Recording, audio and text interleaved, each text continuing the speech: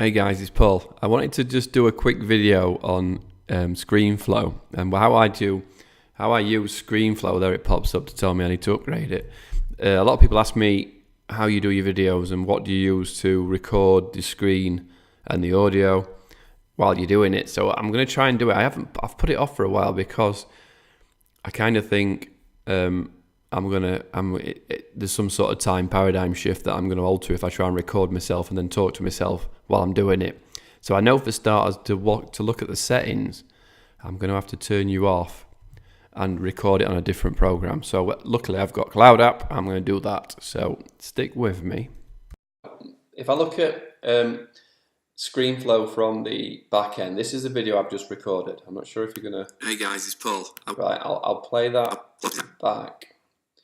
But what I usually do when I come to Screenflow is you go here, configure recording, and if my Yeti's not plugged in, then I switch onto this Yeti microphone, right? I can record my face. Look at the state of that. So this is my Yeti microphone. So if I point it that way, I'm not sure what the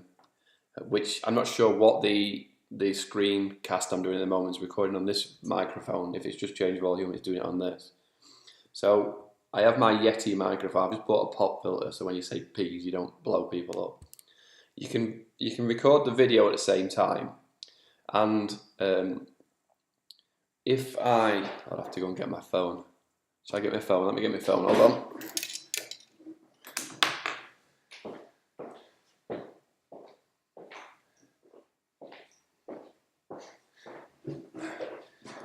So you see, I wasn't ready for you. I put the earphones in on the microphone so I can hear myself.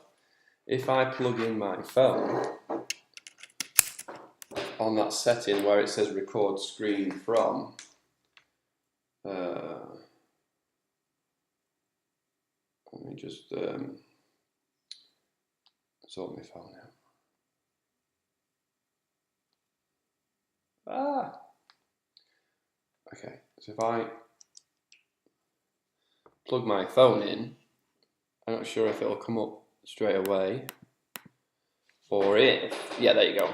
So for some reason I've got a weird phone name. So now that'll also record my phone at the same time. So what you then do is you click, or I can also record any beeps or whatever the computer does at the same time. So I don't usually have that on just because the volume doubles up when you're recording. So let me stop this on the other screencast program. I told you it was a paradigm shift. Not a paradigm shift. What is it? A time warp, some or other problem. So I'll stop this one and switch it back. So all I'm going to do is click record, right? And it's going to go to this, which is going to record all these things, and it'll give me a timer 3, 2, 1, right? So I'm going to stop it in a sec. Okay, so that's all I'm going to do on top of this configure recording.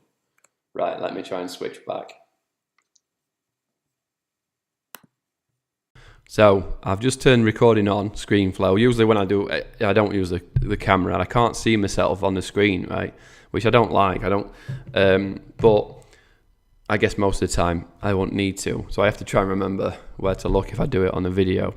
So now I can go around and I'll just do a quick, here's Happy Me. If you come, go to Make It Happen, enrolling course, watch a promo video. Go down to the bottom, click here. That's going to tell you need to sign up. So if you sign up, it's going to take you to, and then you add enrolling course for free. So that's all I do. Then I do a Command Shift 2 to stop it. And now what I've got is, I drag it down here and put it in, but usually it just pops straight in. If it's only one video, then it pops straight in the bottom. So what I can do, let me turn the volume down so I don't deafen you. Is I can review that. So that was the intro video, right? And I can drag this around to wherever I need. Generally what I do, so I'll show you what I do with my videos. So this is the second video. So this is obviously the screen. You can make it as big or as small as you want. This is the iPhone. I didn't actually do anything on the iPhone in the recording, did I? But that's where it's recorded my screen. And And then what I generally do is put in, what I'll do is I'll make the icon, so once you collect, once I'm, say, if I go back to the start, once I click on this screen, then I can edit stuff. So what I usually do is, because you can't even see the mouse on there, can you? I don't even know where it is. So I make it bigger. Oh, it's right in the middle there, look. So this is exactly why I make it bigger. So I make it 300%. It's always hard to hit 300. Always 290, whatever. Especially when you're talking and trying to do it. Oh, it's like filling your car up, innit? You can't quite do it. So sometimes I just type in 300 because somebody would notice if it was 299. Then I change this click effect to radar, so that whenever I click on something, go on, click on something, Paul.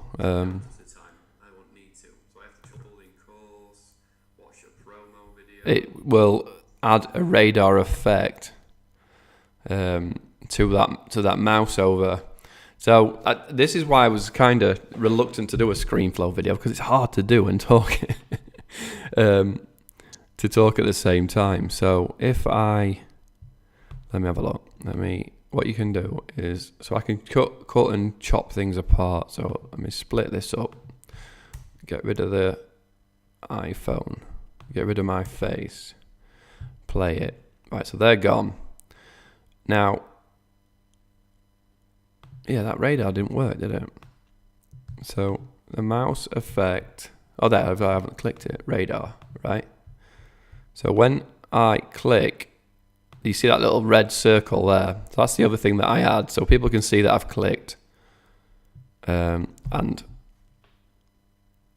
oh yeah, because it was a new recording. That's why. Because it's a new different file. You have to do it on every single one by clicking these, and then click radar. So it would have done it on that first one. So it's a bit funky when you have separate recordings. Usually I have one long 20-minute, I just fire it out in one go, and then I can edit. I click here, I make the mouse bigger, what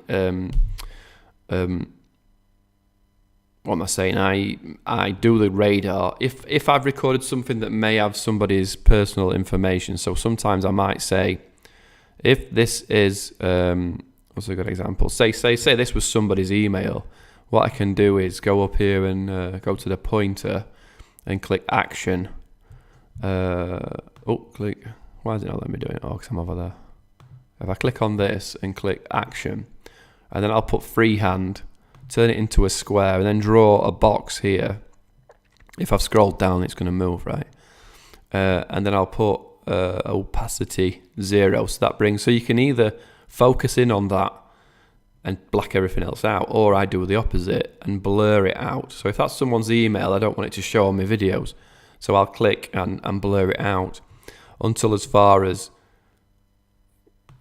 change something. So I do change something there. So what I'll go back there and do is draw the box a bit bigger, so above. So when I scroll up in a second, that will scroll and blur as well. So I know that when I finish there, I can grab this and stop the blur. So when it continues, the blur will be gone. So sometimes I have to do that.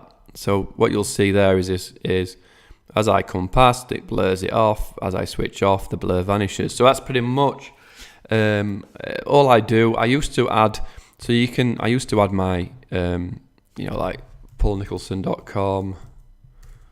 You'll see I don't do this anymore because I was doing videos and grab the text.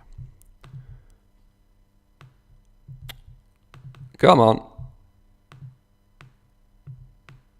There, grab the text. I used to put that. Then I used to add an image. I'd go to media, add media. I'd find a Happy Me logo, and I'd drop that in. So that you would see my older videos have got things like this, but I don't think it helps totally. I was doing it to watermark the video, so if anybody stole it, but I mean, if you steal it, go for it. And then, but the reason I don't do this anymore is because if something in that corner, I did a Slack video, and I'd got Blue Jeans Media, and I'd got paulnicholson.com in the corner, but a lot of the info was happening on that video in that bottom corner, so you couldn't see over that logo.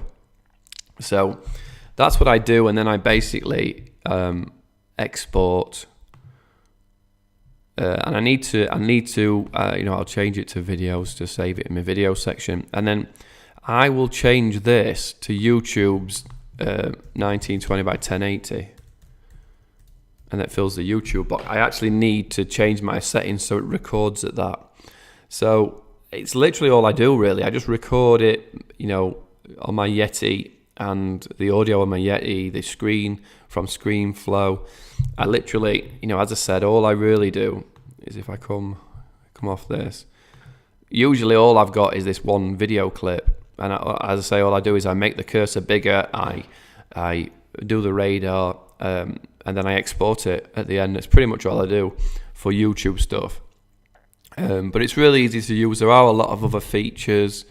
You can do end transitions, like you can add a end transition. So when it comes to the end of that video, it will fade out, or you can change it, crosshair, whatever that is. But I don't really mess about with. See what I mean? So you can feed another video in. There's loads of funky stuff you can do with it that I don't use.